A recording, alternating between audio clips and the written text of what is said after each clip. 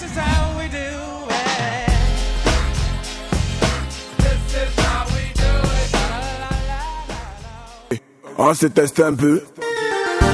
Attends, maman, sur la name, Arnaud Chapeau, le vainqueur.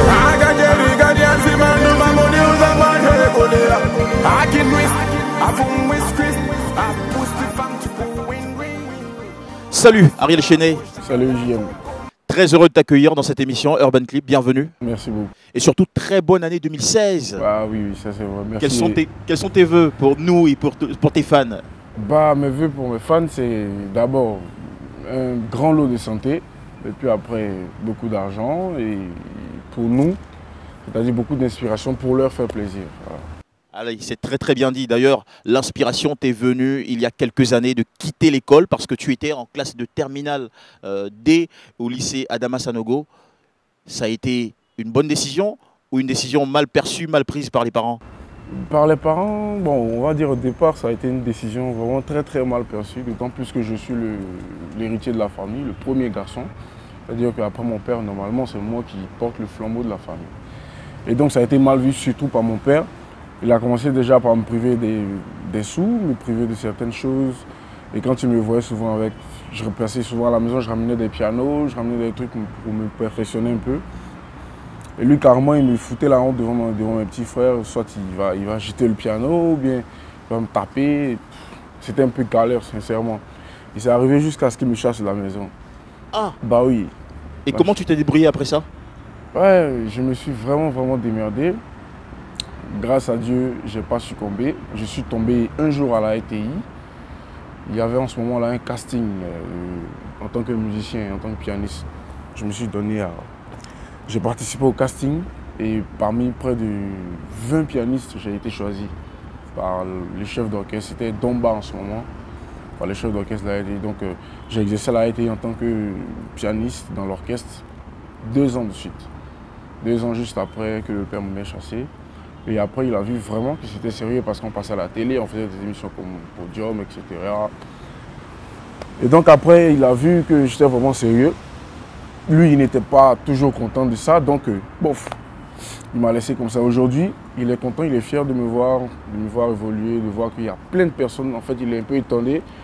Il y a plein de personnes comme ça qui m'aiment, qui aiment ce que je fais, qui me soutiennent. Donc voilà, du coup, il est obligé de s'y mettre.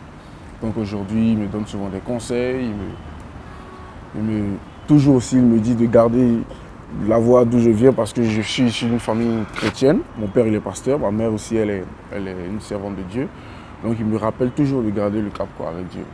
Et puis, il y a eu un jour la rencontre avec DJ Arafat, puisque tu es présenté également comme le producteur de musique officiel, ou on dit l'arrangeur officiel de DJ Arafat. Comment est arrivée cette rencontre? Avec le Zeus d'Afrique, souffrez de ça.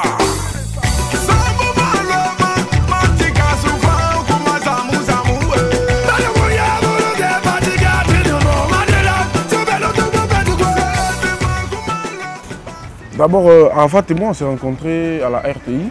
Il était venu parce qu'à l'époque, l'orchestre accompagnait des artistes qui venaient prester à l'émission Podium. Donc, il était revenu. Et c'était en quelle année déjà? C'était je crois en 2011. 2011, je crois. 2010-2011. Je me rappelle plus trop, mais c'est dans cette terre-là. Donc voilà, il est revenu. On a tellement très bien interprété ces morceaux et tout, il était vraiment content. Et il nous a vus dans les coulisses. Ça a coïncidé parce qu'il avait un concert. Il avait un concert dans la même semaine, mais en live, au Palais de la Culture. C'est le premier concert coupé décalé en live au Palais de la Culture. Donc, il a dit, bon, vraiment, ces musiciens, ils me plaisent. Comment faire pour pouvoir travailler avec eux? Parce que moi, mes musiciens, bon, ne sont pas trop ça. Donc, on s'est rencontrés, on s'est vus. Et ce jour-là, ça a été... Jusqu'aujourd'hui, personne ne le savait parce qu'à la RTI, on était interdit de faire des concerts de gauche à droite. Donc, quand il est venu, il a voulu passer par la direction pour voir l'orchestre parce que normalement, c'est ce qui devait se faire.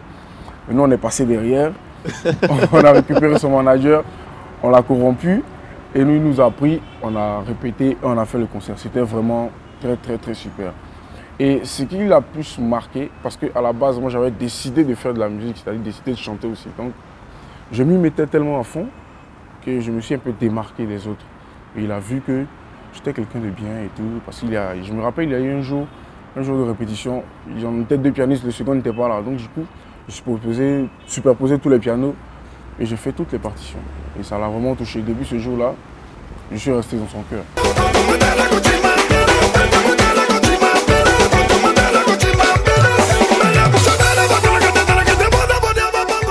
Parlons de Kadibeu.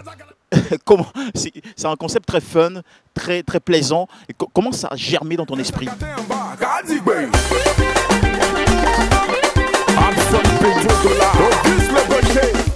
J'aime pas me casser la tête. Ma petite touche, c'est que je prends un truc qui est déjà commun dans la bouche des gens, voilà, déjà populaire. Donc du coup, ça prend vite. Les gens, ils adhèrent vite et puis bon, ça donne ce que ça donne. Kadibeu, c'est, comme on le dit dans notre jargon, c'était un petit dégrammage que j'ai fait comme ça. Et voilà, aujourd'hui, ça donne un gros succès. Ouais. Et moi, mon kiff, c'est Pingouin. Bah, franchement, ouais.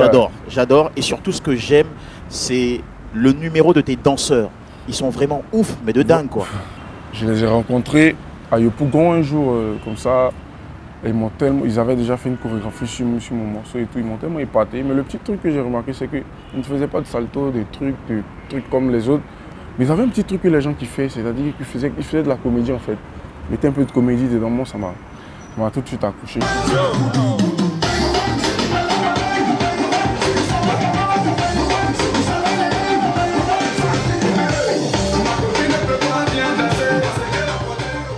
C'est une nouvelle année, il y a des ambitions, il y a des résolutions, il y a un album qui arrive. Bien sûr. De quoi sera-t-il vraiment composé? Il sera composé de jazz, de reggae, Jazz. mais Wow. bien sûr, du R&B, du rap, du trap musique. Ariel Chéni fait du rap. Bien sûr que je fais du rap. Super. Ouais, je fais du rap. Il sera composé Est-ce qu'on peut vérifier? que je fais du rap. Oui. Je préfère me... De réserver. Voilà, je préfère me réserver. En fait, je veux que quand on met le truc, dès qu'ils écoutent là, je veux que vraiment, ils ne s'attendent pas, quoi. C'est-à-dire, parce que là, si je toast maintenant, là, ils vont dire, ah ok, il fait du rap, donc il n'y aura pas trop de buzz. Arrête, je n'ai fait du rap, mettez ça sur moi dans la tête. DJ Arafat, il multiplie les collaborations. Est-ce que tu vas aussi aller dans ce sens de featurings nationaux et internationaux? Bien sûr, mon calendrier de featuring a commencé à bien se remplir. J'ai des collaborations prévues avec des artistes d'ici et d'ailleurs. On peut avoir des noms? Oui, à savoir Emilio le Chanceux du Burkina, Papuchino du Togo, Faniko du Bénin, MC Galaxy du Nigeria. Nigeria, oui. Oui, ici on a Moulokoukou, DJ Léo, et même Arafat aussi on prépare un dernier tour parce que les gens ont dit il y a longtemps qu'ils nous ont vus ensemble. Est-ce qu'il a une vie amoureuse, notre cher invité Ariel Chéni? Ouais, Ariel est amoureux. Ariel, c'est quoi son genre de femme? Qu'est-ce qu'il faut faire pour lui faire plaisir? Comment il faut être?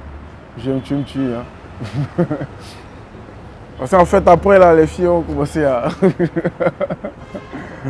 Bon, Ariel, il aime les bons trucs quand même. Ça veut dire quoi les bons trucs? Ben, les bons trucs, c'est... J'aime... Bon, physiquement, j'aime les... Tu vois.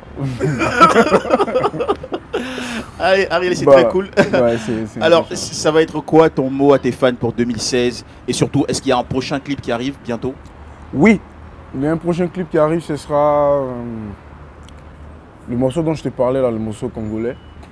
Et voilà. Allez, pour finir, un message pour tous tes fans de Gagnois et surtout tes nombreux fans sur Urban Clip, l'émission des meilleures nouveautés. Sincèrement, je suis vraiment content de savoir que je suis aimé par plusieurs personnes, surtout les fans d'Urban Clip. Donc pour cette année, soyez posés parce que vous allez voir un autre Ariel Chéni. J'ai appris à m'imposer. Donc comme je sais m'imposer maintenant, je vais m'imposer autrement. Mais je sais que vous allez aimer parce que je sais que vous aimez les bonnes choses. Donc voilà, soyez posés et attendez-vous à moi cette année. Merci beaucoup Ariel. De rien, et j'aime. plein de succès encore en 2016 avec de nombreux concepts bouleversants.